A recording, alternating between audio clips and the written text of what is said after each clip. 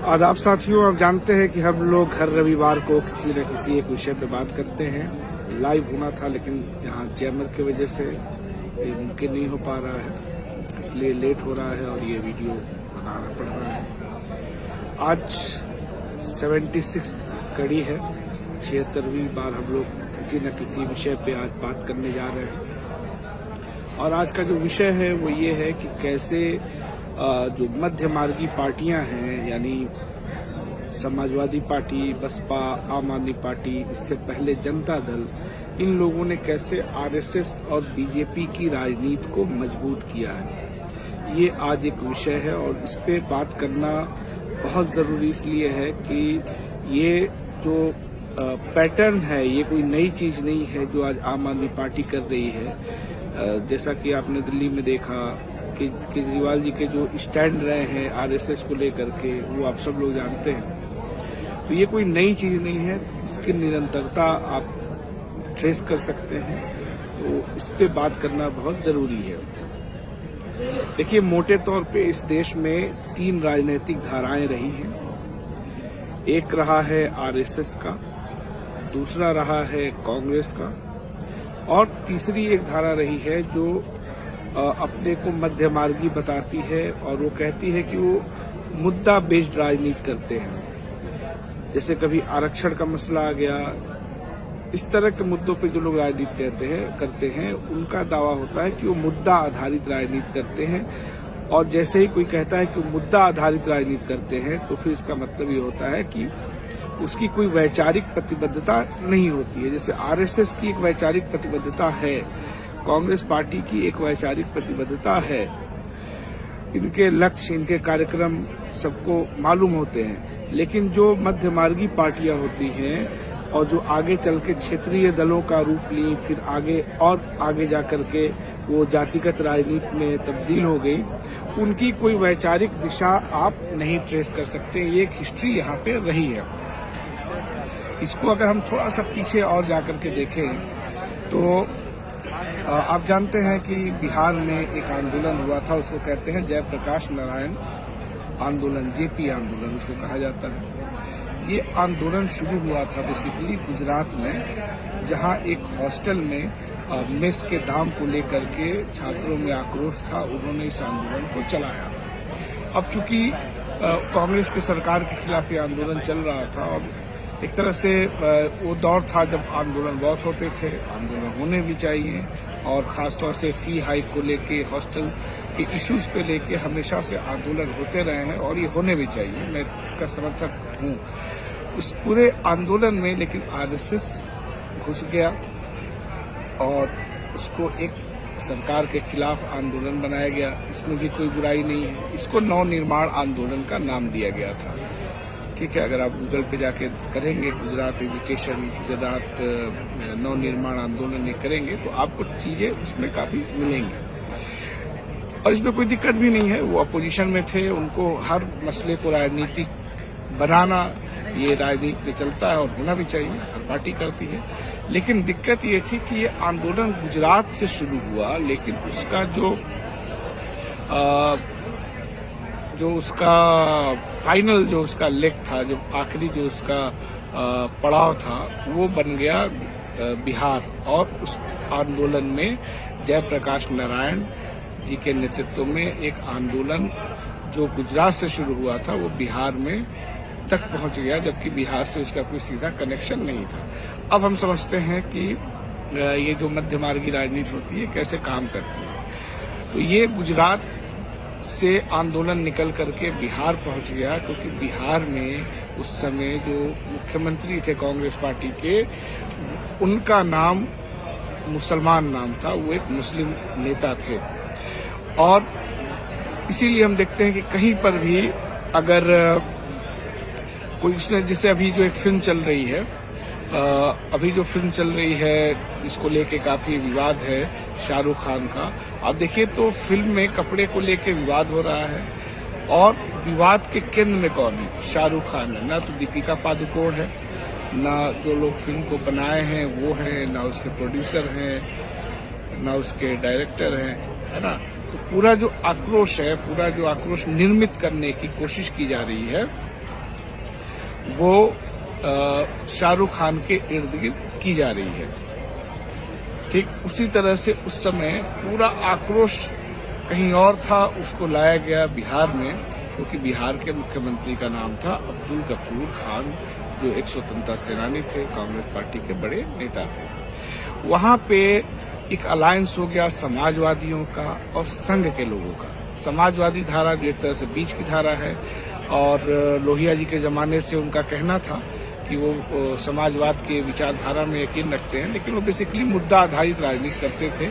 किसानों का आंदोलन भी उन्होंने लीड किया, और उसके अलावा आरक्षण का, पिछड़ों का नेतृत्व लोग करते रहे हैं राजनीति में, वो पूरी उनकी धारा रही है। लेकिन जो राजनीतिक और वैचारिक मसले हैं, विचार केंद्रित मसले हैं, उस पे उनका कोई पोजीशन नहीं रहा है, और जब भी जरूरत पड़ी है वो कांग्रेस के खिलाफ जाकर के भाजपा के साथ चले गए हैं। इसको उन लोगों ने नाम दिया था गैर कांग्रेसवाद।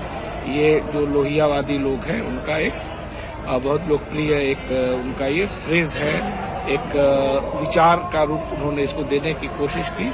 तो उनकी पूरी राजनीति गैर कांग्रेसवाद की थी।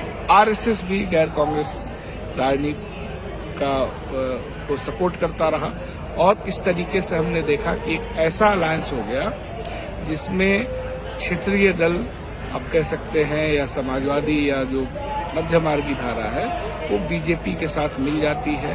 यहाँ तक कि एक सबको मिला करके एक पार्टी भी बना ली जाती है जिसका नाम दिया जाता है जनता पार्टी। ठीक है, तो ये कोई नई चीज नहीं है। ये पूरी घटना के बाद आप देखेंगे कि भारतीय राजनीति में आरएसएस को स्वीकार्यता मिल गई। वो आरएसएस जो गांधी जी की हत्या के बाद उसके ऊपर जो बैन लगा था और उसके खिलाफ जो समाज में माहौल था, उससे वो एक तरह से अछूत हो गया था। लेकिन जयप्रकाश नारायण ने आरएसएस को मुख्यधारा में ला दिया, और इस बात की आलोचना बहुत होती है। जयप्रकाश नारायण का जब भी जिक्र आता है तो सब लोग ये कहते हैं कि उन्होंने बहुत बड़ी गलती की। उन्होंने सफाई भी दिए, लेख भी लिखे कि वो नहीं जानते थे कि आरएसएस अपने को नहीं बदल पाएगा। ये सब चीजें डॉक्यूमेंटेड हैं, ऐसे आप देख सकते हैं। तो ये जो पहला एक तरीके से हमला था कांग्रेस पे, उसमें भाजपा के साथ साथ मध्यमार्गी पार्टियां जो आज क्षेत्रीय पार्टी या जातिगत पार्टी के रूप में जानी जाती हैं, इनका रोल रहा है। अब अगर हम आगे आकर के देखें तो आप देखिए 90 के बाद से जो राजनीति शुरू हुई यूपी में, बिहार में, इसने सेकुलरिज्म के एजेंडे को एकदम पीछे कर दिया। भागीदारी अच्छी चीज है, लेकिन उसके साथ आपकी जिम्मेदारी भी जुड़ी हुई है।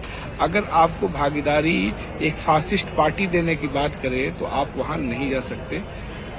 जो संविधान में बहुत सारी चीजें हैं, सबके लिए सब कुछ है, लेकिन सिर्फ आप संविधान को हिस्सेदारी तक, आरक्षण तक ही मानेंगे, और उसमें जो सेकुलर वैल्यूज हैं, जो डेमोक्रेसी की बात करता है हमारा संविधान, अगर उसको आप नकारेंगे तो वो भी सिस्टम एक तरह से अंत में जाकर के आरएसएस के पक्ष में काम करता है, या उधर वो झुक जाता है। तो वही चीज हम यहाँ पर भी देख रहे हैं। यहाँ पर भी समाजवादी पार्टी, बहुजन समाज पार्टी, इन लोगों ने एक ऐसा तबका तैयार किया जो बहुत कॉन्शियस था अपने अधिकारों को लेकर के, और ये अधिकार, ये हिस्सेदारी उसको आरएसएस भी देने को तैयार हो गई। और अब वो चूंकि विचार की राजनीति वो नहीं किया था, जिस ट्रेडिशन से वो आया था, वहाँ कहा जाता था कि मुद्दा आधारित राजनीति है, और इस मुद्दे को हल करने का, हिस्सा देने का, नेतृत्व में भागीदारी देने की बात जैसे भाजपा ने करी, तो हम देखते हैं कि पिछड़ों, अति पिछड़ों, दलितों का एक बड़ा सेक्शन भी उधर चला जाता है। ये चीज आप आम आदमी पार्टी के संदर्भ में भी देख सकते हैं, जिन्होंने कहा कि उसकी कोई विचारधारा नहीं है। आरएसएस की जो सबसे बड़ी ताकत है वो उसकी विचारधारा है, तो दूसरी तरफ उसकी दूसरी सबसे बड़ी ताकत है वो विचारहीनता है। तो जो विचारहीनता फैलाएगा वो फाइनली बीजेपी के पक्ष में, आरएसएस के पक्ष में उसको जाना ही है, ये उसकी नियति होती है। और हम देखते हैं कि किस तरीके से मध्यमार्गी पार्टियों ने समझौता किया, बीजेपी को मदद की, खुलेआम कहा, यहाँ तक कि मुलायम सिंह ने तो खुलेआम संसद में कहा कि वो चाहते हैं कि मोदी जी दोबारा प्रधानमंत्री बने। ये सिर्फ मुलायम सिंह नहीं बोल रहे थे, ये बेसिकली मुलायम सिंह जिस विचारहीन राजनीति का नेतृत्व करते आए हैं, जो ये दावा करते रहे कि मुद्दों की राजनीति करते हैं, ये बेसिकली उसका कल्मिनेशन था, उसको यहाँ तक पहुँचना था। इसलिए हम लोगों को जो मध्य मार्गी राजनीति है इसके बारे में बहुत चौकन्ना रहने की जरूरत है।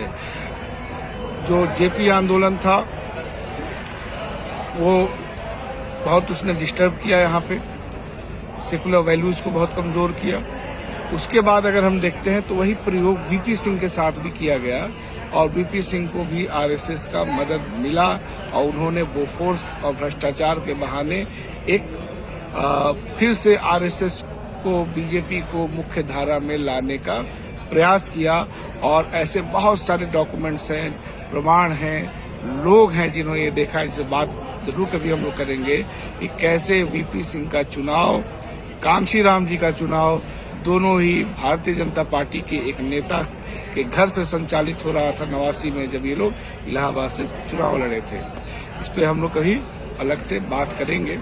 तो ये जो राजनीति है मध्य मार्गी, जिसको हम समझते हैं, ये बेसिकली एक विचारहीन कतार पैदा करती है जो फाइनली बीजेपी में चला जाता है, या जिसको बीजेपी से बहुत दिक्कत नहीं रहता है वो, या फिर वो अपने को न्यूट्रल बनाए रखने की कोशिश भले करे, लेकिन वो कहीं न कहीं से जाने अनजाने में उसको बीजेपी के पक्ष में ही उसका सब कुछ चला जाता है। तो जो तीसरा एक तरह से आप प्रयोग देखेंगे वो था अन्ना का।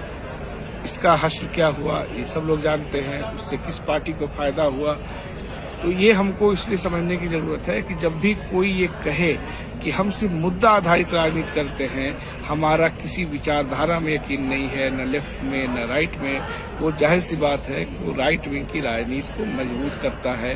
क्योंकि वैचारिक जो ताकत है आरएसएस की, उसको ढोने के लिए हर आदमी जो विचार वाला होगा वो तैयार नहीं होगा। उस मजबूत विचार को ढोने के लिए कम विचार वाले लोग आपको चाहिए होते हैं जो उसको ढो सके। तो और यही लोग उसके लिए जमीन बनाते हैं। इसीलिए हम देखते हैं कि दिल्ली में जो मिडिल क्लास वोट करता है केजरीवाल को विधानसभा चुनाव में, वही केंद्र के चुनाव में बीजेपी के साथ चला जाता है। और यही टेंडेंसी हम उत्तर प्रदेश में देख सकते हैं, पिछड़ी जातियों में हम देख सकते हैं, अति पिछड़ी जातियों में हम देख सकते हैं, क्योंकि इन जातियों में विचार की राजनीति मुलायम सिंह जी ने या मायावती जी ने, इन लोगों ने नहीं किया। तो ये बहुत ही अच्छा विषय था। इस पे बात करने से ज्यादा हम लोगों को सोचने, विचार करने, समझने की जरूरत है। और बहुत सारा मटेरियल इस पे इंटरनेट पे मौजूद है, बहुत सारी किताबें हैं।